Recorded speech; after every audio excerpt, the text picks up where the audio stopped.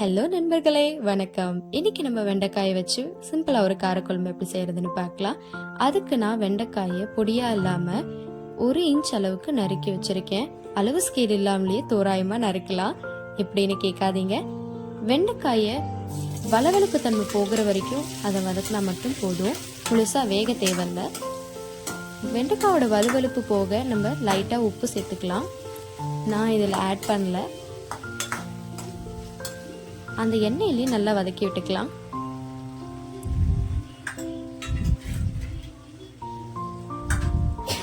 வெண்டைக்காய் வதங்கினதுமே அதே எண்ணெயில நான் கொஞ்சம் கடுகு சேர்த்துக்கிறேன். கடுகு பொரிஞ்சு வந்ததும் கொஞ்சமா வெந்தயம் ஆட் பண்ணிக்கலாம்.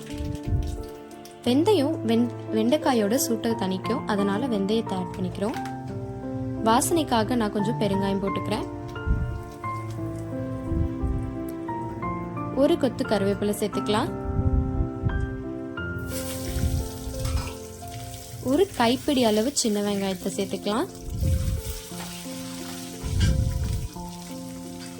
பூண்டு ஒரு 4-5 பல் சேர்த்துக்கலாம்.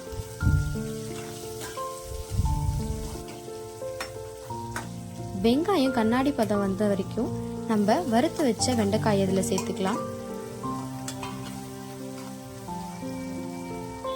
இது எல்லாத்தையும் நல்லா வதக்கி விட்டுக்கலாம். இதே டைம்ல நான் 2 தக்காளியை விழுத அரைச்சு எடுத்துருக்கேன். அதையும் நம்ம இதுல சேர்த்துக்கலாம்.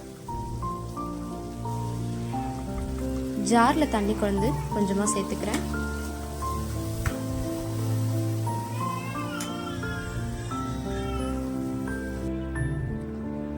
இப்போ தக்காளியோட பச்சை வாசனை போக நான் கொஞ்சம் உப்பு சேர்த்துக்கிறேன்.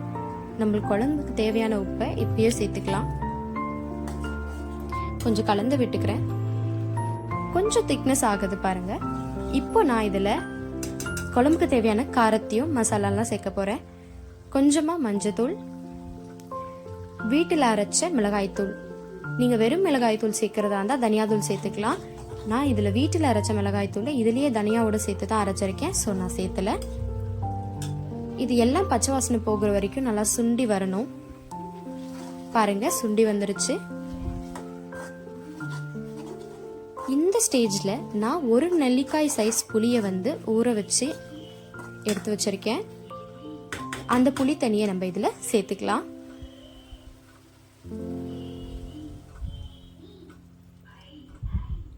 நல்லா கலந்து விட்டுக்கலாம். இது எல்லாமே சேர்ந்து புளியோட பச்சை வாசனை போக நல்லா சுண்டி வரணும். பாருங்க, கொதிக்குது. கலந்து விட்டுக்கிறேன்.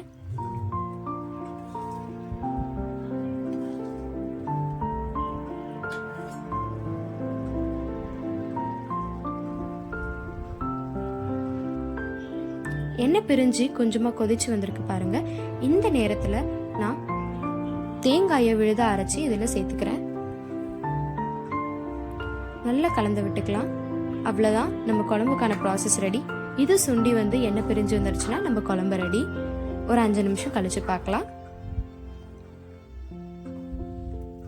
தேங்காய் சேர்த்தா நல்ல திக்னஸும் டேஸ்டும் கிடைக்கும். குழம்பு நல்லா சுண்டி எண்ணெய் பிரிஞ்சு வந்ததுன்னா நம்மளுக்கு ரெடி ஆயிடுச்சு. அவ்வளோதாங்க, ரொம்ப ஈஸியான காரக்குழம்பு ரெடி ஆயிடுச்சு பாருங்க. சூடான சாதத்தோட பரிமாறுங்க. ரொம்ப அட்டகாசமான காம்பினேஷனா இருக்கும். கொஞ்சம் அன்போடும் பரிமாறுங்க. பிடிச்சா லைக் பண்ணுங்க, பிடிச்சவங்களுக்கு ஷேர் பண்ணுங்க. மறக்காம டோராவின் நினைவுகளை சப்ஸ்கிரைப் பண்ணிக்கோங்க. பாய்.